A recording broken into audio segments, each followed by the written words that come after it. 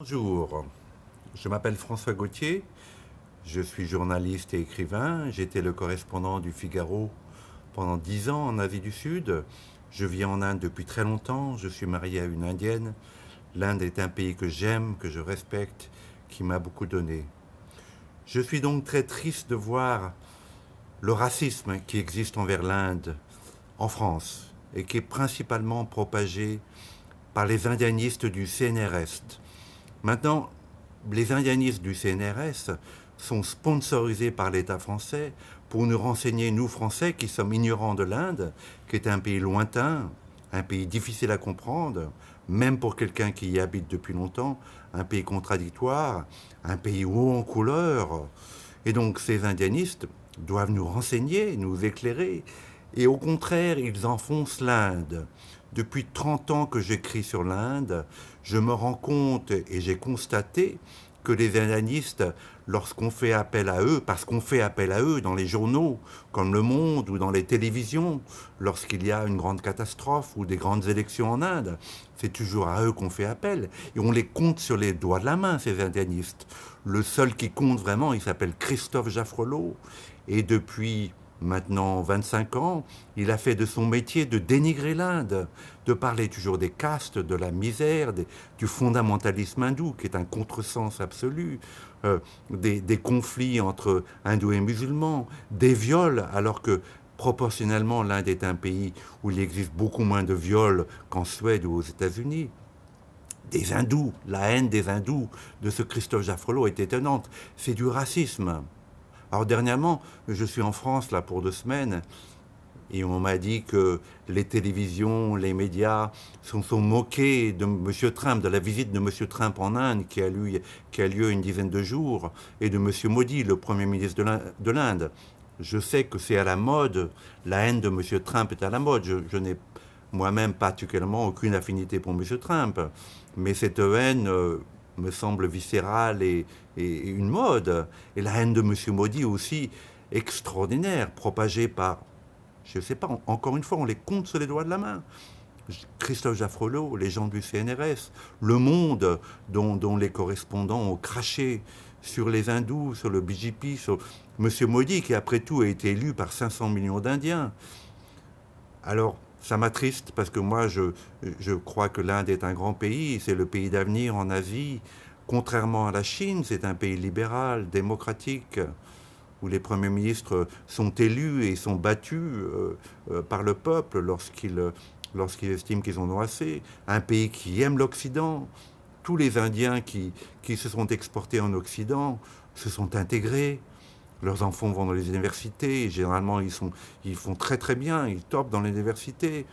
Ils ne font pas d'émeutes, ils ne brûlent pas les voitures, ils n'écrasent pas des avions sur des tours pleines de gens innocents. Les hindous sont des gens absolument merveilleux. Toutes les minorités religieuses persécutées au monde ont trouvé refuge en Inde. Savez-vous que l'Inde est le seul pays où les juifs n'ont jamais été persécutés? Les juifs qui ont fui le sac du temple de Jérusalem ont trouvé refuge en Inde, principalement à Cochin, au Kerala et à Bombay. Jamais ils n'ont été persécutés, c'est le seul pays au monde.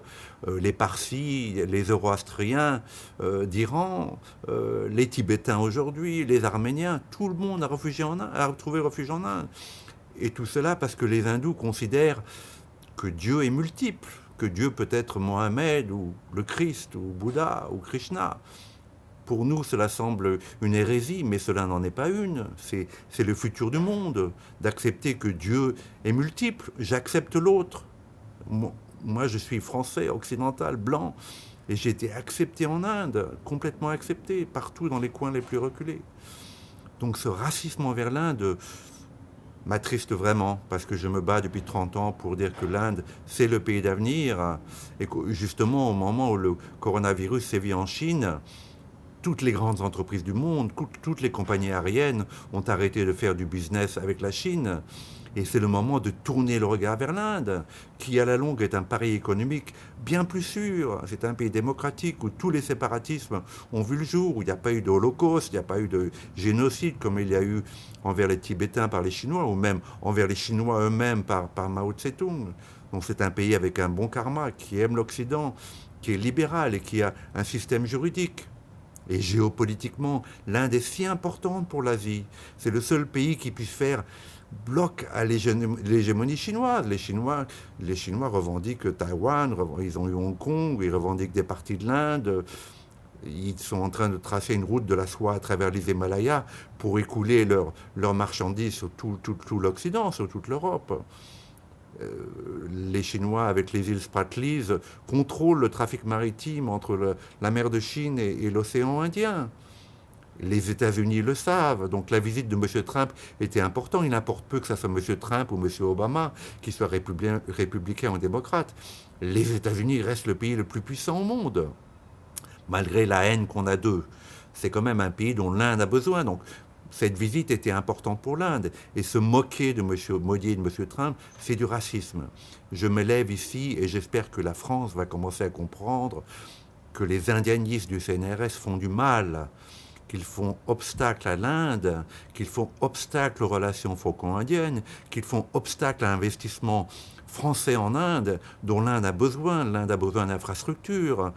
C'est un pari formidable pour les Français. Donc les Christophe Jaffrelot sont des ennemis. Ils sont des ennemis de l'Inde, mais ils sont même des ennemis des Français. Parce qu'ils crachent sur ce grand pays qui a des milliers d'années, qui a donné le yoga au monde, l'ayurveda, la méditation, le pranayama. C'est du racisme. Et je m'élève contre ça et j'espère que beaucoup d'entre vous comprendront ce que je suis en train de dire. Merci.